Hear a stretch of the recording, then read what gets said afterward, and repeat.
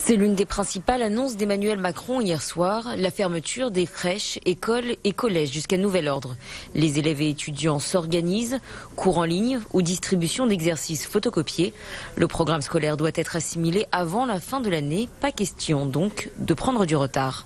On retrouve Célia Oprandi devant le lycée François Villon dans le 14e arrondissement. École, collège, lycée ou encore université, en tout ce sont plus de 2,5 millions d'élèves franciliens qui sont concernés par la fermeture des classes. Une fermeture annoncée hier soir qui prendra effet d'ici lundi et qui devrait durer minimum 15 jours. Un seul impératif donc, protéger les élèves et leurs enseignants. Alors maintenant, il faut désormais pour les établissements scolaires s'organiser. Les plateformes en ligne sont désormais disponibles comme l'ENT, des plateformes sur lesquelles les élèves pourront retrouver leurs cours, mais également sur lesquelles les professeurs pourront mettre les devoirs. On écoute d'ailleurs quelques élèves qui ont d'ores et déjà eu des consignes sur les cours en ligne qu'ils pourront recevoir.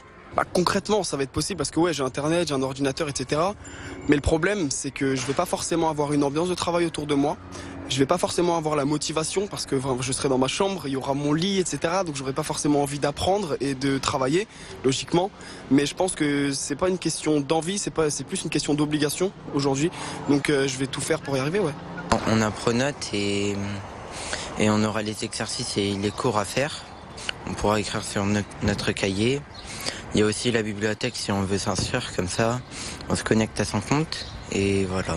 Mais un problème se pose, celui de l'accès à Internet, car beaucoup d'étudiants n'ont pas accès au numérique. Alors les établissements scolaires vont devoir s'organiser, comme ici par exemple au lycée François Villon, où des prospectus, des fascicules vont être distribués aux élèves qui ne peuvent pas avoir accès à Internet. Là par exemple nous avons le premier jet du fascicule de 6e sur lequel on trouve des exercices de français mais aussi de mathématiques. Vous l'avez bien compris, donc ce n'est pas des vacances pour les étudiants qui doivent continuer à travailler, mais cette fois-ci à la maison, en dehors de leurs établissements scolaires.